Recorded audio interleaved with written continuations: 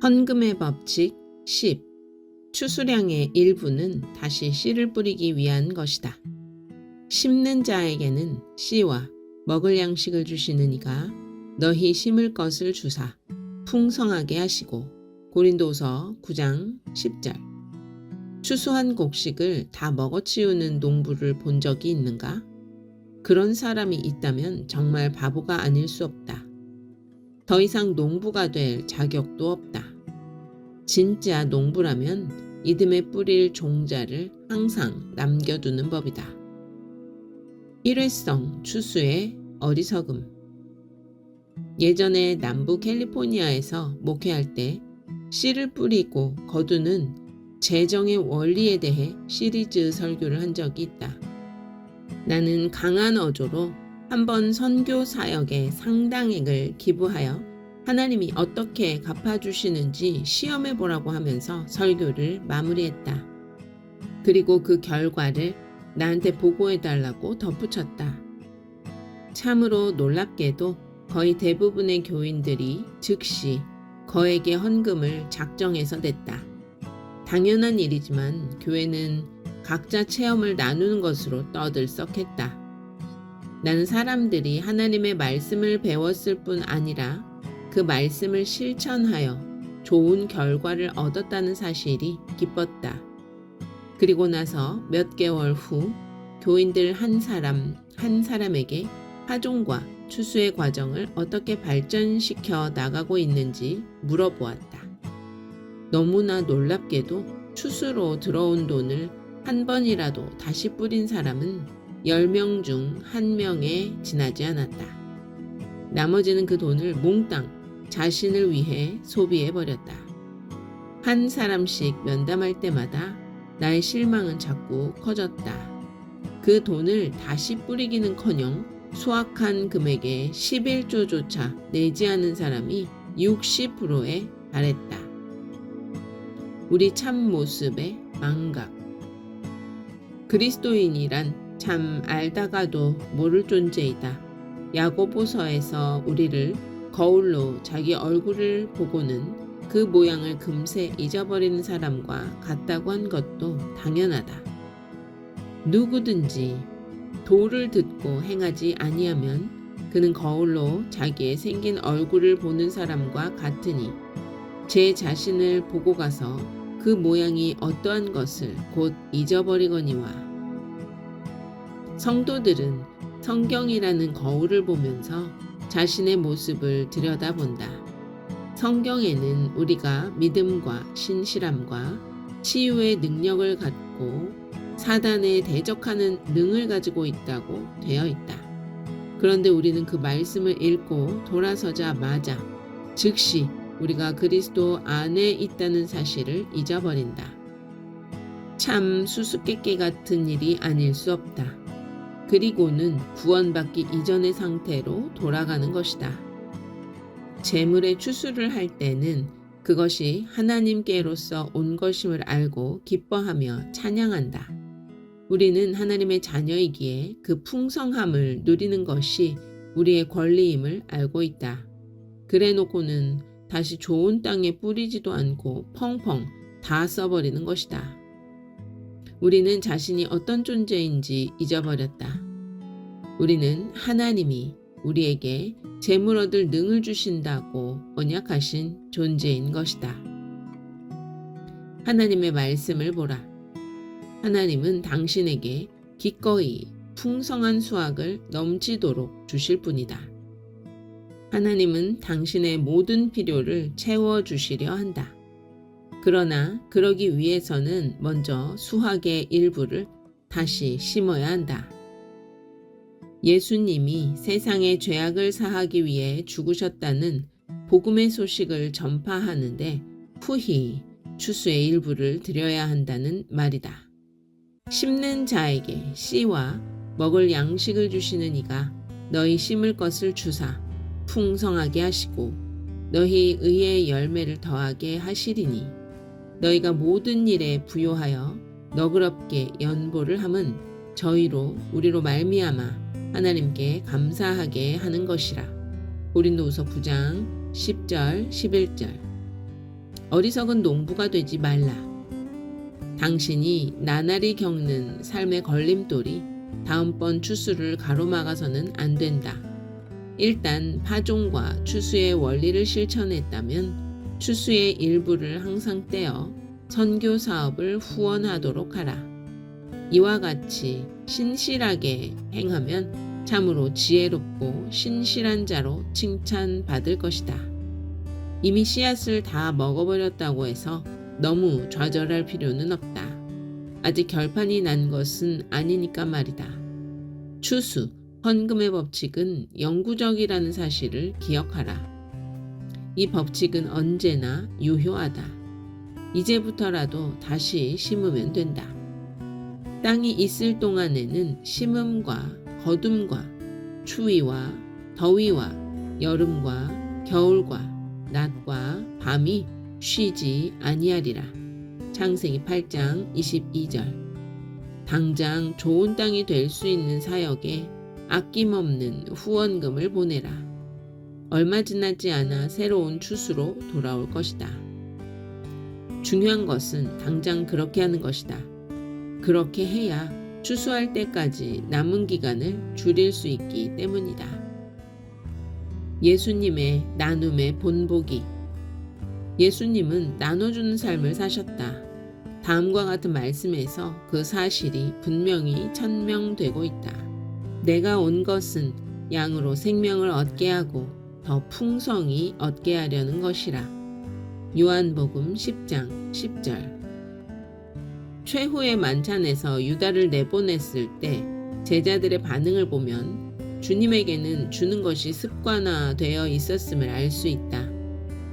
제자들은 예수님의 주는 모습에 워낙 익숙해져서 유다를 보내어 빈민들에게 돈을 주라고 하신 것으로 착각했던 것이다. 어떤 이들은 유다가 돈괴를 맡았으므로 가난한 자들에게 무엇을 주라 하시는 줄로 생각하더라. 요한복음 13장 29절. 우리는 성경에서 주의 거룩한 형상을 닮으며 영광으로 영광에 이르라고 배웠다.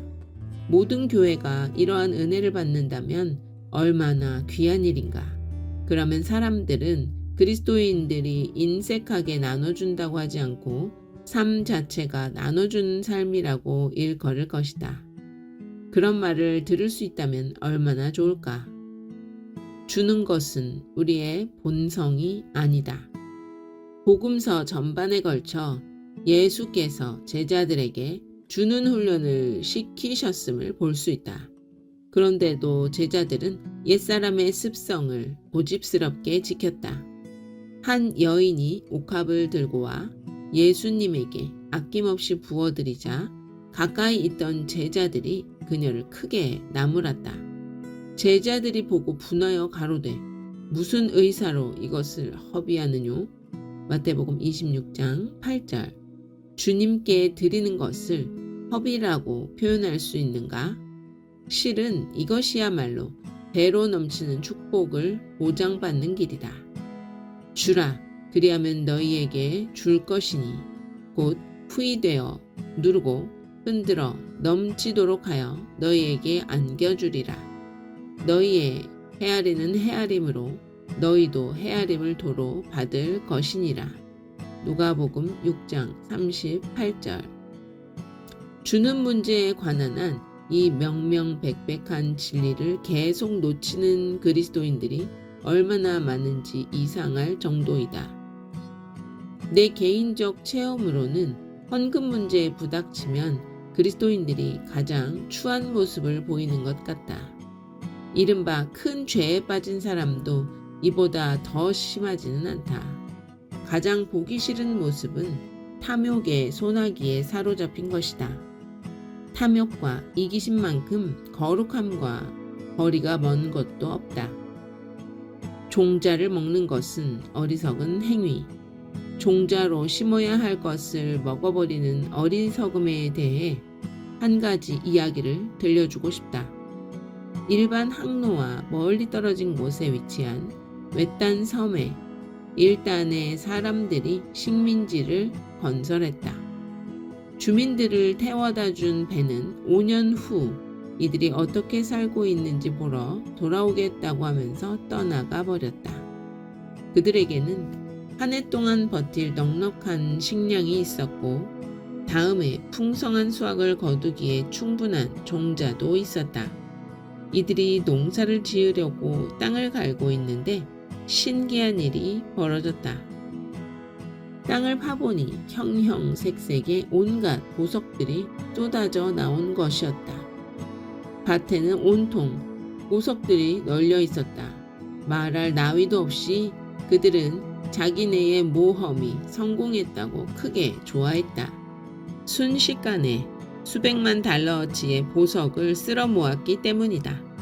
첫 해가 가기 전에 그들은 씨를 조금밖에 심지 않았다. 저마다 부자가 되는 일에 들떠 있어서 농사에 신경 쓸 겨를이 없었다. 식민지의 모든 주민은 상상을 초월하는 갑부가 되었던 것이다. 그해 말 수확은 파종량이 적어서 보잘것없었다. 2년째에는 더 많은 양의 보석이 발견되었다. 주민들은 첫 해의 식량을 거의 다 소진했으나 아무도 씨를 심을 생각을 하지 않았다. 보석을 캐내느라 너무 바빠서 파종할 시간이 없었기 때문이다. 3년째 되던 해 말 심각한 위기가 닥쳤다. 주민들은 너나 할 것 없이 다 부자가 되었건만 먹을 것이 다 떨어졌던 것이다. 이제 그들의 어리석은 행위의 결과를 직시해야 했다. 이제 앞으로 남은 2년 동안 뭘 먹고 살아야 하나? 이 이야기를 더 전개시킬 필요가 있을까? 이 백만장자들의 섬은 철저한 실패의 본보기가 되었다. 추수의 일부를 다시 심어야 한다는 기본적인 추수의 법칙을 그들이 무시했기 때문이다. 5년 후 배가 왔을 때 이 섬은 시체들로 가득 차 있었다. 주민들은 엄청난 부를 소유했으나 부자든 가난뱅이든 종자까지 다 먹어치우는 사람은 우둔하고 어리석은 자인 것이다. 참으로 많은 그리스도인들이 단 한 번의 추수를 하고는 그 씨앗을 다시 심지 않음으로써 영구적인 추수의 축복을 놓치는 어리석음을 범하고 있다. 작은 병, 넘치는 물. 수년 전 미국 오하비 사막에는 작은 오아시스가 있었다. 이 오아시스는 사막 가운데에서도 가장 길이 험한 한복판에 자리 잡고 있었다. 이 지점에 다다를 때면 어느 누구나 갈증에 시달리는 상태가 되어 있었다. 오아시스 한가운데는 손으로 누르는 부식 펌프가 달린 샘이 있었다. 펌프를 작동시키려면 맑은 물이 솟구쳐 나올 때까지 힘차게 손잡이를 위아래로 움직여야 한다. 이 길을 지난 사람들은 모두 이 샘이 얼마나 소중한 곳인지 이야기한다. 사막 가운데서 인간의 가장 귀한 동반자이기 때문이다. 하루는 여행자 한 무리가 샘 곁에 모여 앉아 시원하고 깨끗한 물을 마시면서 샘의 중요성에 대해 이야기를 나누고 있었다. 그 중에서 안내원 노릇을 하는 사람이 있었는데 그는 다른 사람들이 샘을 찬양하고 생명수나 진배 없는 물을 찬양하는 소리를 가만히 듣고 있었다. 그러더니 한참 있다가 그가 말했다. 이 오아시스에서 제일 중요한 것은 이 샘과 펌프가 아닙니다. 이 소리를 듣고 여행자들은 혹시 물을 마시는데 급급해서 자기들이 빠뜨린 보물이라도 있나 싶어 사방을 둘러보았다. 황량한 주변을 면밀히 살핀 후 한 사람이 항의했다. 여기에서 이 샘의 버금가게 중요한 것은 전혀 없습니다. 안내원이 설명했다. 샘물가에 달려있는 작은 물병이 보이십니까? 코르크 마개로 꽉 닫힌 이 낡고 작은 병이야말로 이곳에서 가장 중요한 것입니다. 이 병에는 펌프질 하는 데 필요한 소량의 물이 담겨 있지요. 샘에서 물이 펑펑 솟아나려면 먼저 이 병의 물을 펌프 축에 부어 고무 바킹 밑부분을 적셔야 합니다. 이 물로 고무가 늘어나야 펌프 속에 진공이 생겨나고 그래서 바닥에 있는 물을 끌어올릴 수 있다 이 말입니다. 이 작은 병에 물을 부어야 샘물을 얻을 수 있다는 사실을 믿지 못하고 많은 여행자들이 이곳에서 죽어갔습니다. 당장의 갈증을 해소하고자 물을 마셔버리고 난 뒤 갈증을 견디지 못하고 쓰러진 것이죠. 그 사람들은 펌프를 움직이는 원리를 따르지 않았습니다. 샘물을 마시기 위해서 먼저 이 적은 양의 물을 버려야 한다는 말입니다. 당신의 종자는 장래 추수에 대한 하나님의 약속이다. 당신이 먹어버리면 찰나의 유익은 있겠지만 믿음을 갖고 씨를 뿌린다면 샘 솟는 추수를 가져다 줄 하나님의 풍성한 펌프를 움직이게 될 것이다. 심은 씨앗과 먹어버린 씨앗. 이 문제에 대해 혼동하지 않기 바란다. 추수에서 가장 중요한 것은 당신이 먹는 부분이 아니라 다시 믿음으로 심는 부분이다. 영구적인 재물결실의 기적은 재물의 씨앗을 복음 사업에 얼마나 투자하느냐 하는데 달려있다.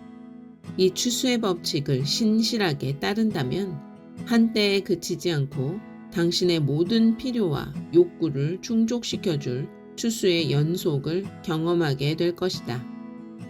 아무리 강조해도 지나치지 않은 진리. 한때의 축복과 연속되는 성공은 엄청난 차이가 있다. 좋은 땅에 씨를 뿌리는 사람은 누구나 한 번은 풍성한 수확을 거두지만 자꾸 다시 씨를 뿌리고 또 뿌리는 사람만이 거듭되는 결실을 맛볼 수 있다. 이 과정이 평생 당신의 삶에서 반복될 것이며 이를 방해할 장애물은 전혀 없다. 매번 파종할 때마다 계속 추수를 할 수 있다. 선한 일에 피곤치 아니하며 새로 추수할 때마다 다시금 씨 뿌리는 일을 되풀이한다면 그야말로 예수님이 재림할 때까지 계속 추수를 할 수 있다. 사람이 무엇으로 심든지 그대로 거두리라. 갈라디아서 6장 7절. 씨를 뿌려야만 거둘 수 있다. 연속적인 수확을 바란다면 반드시 추수의 10번째 법칙을 준수해야 한다. 모든 수확의 일부는 다시 심는 데 이용하라. 하나님이 심을 씨앗을 공급해 주신다. 고린도후서 9장 10절. 추수, 헌금의 법칙. 1. 씨를 뿌려야 한다. 2. 씨는 쓸모없게 해야 한다. 3. 거두고 싶은 열매의 씨를 뿌려야 한다. 4. 씨를 뿌릴 때 추수량을 정해야 한다. 5. 좋은 땅에 심어야 한다. 6. 추수할 때까지 참고 기다려야 한다. 7. 제대로 거두기 위해서는 밭을 잘 돌봐야 한다. 8. 바라는 추수량에 맞춰 씨를 뿌려야지 작년 추수량에 맞춰 씨를 뿌려서는 안 된다. 9. 추수 때는 항상 가장 많은 비용이 들어간다. 10. 추수량의 일부는 다시 씨를 뿌리기 위한 것이다.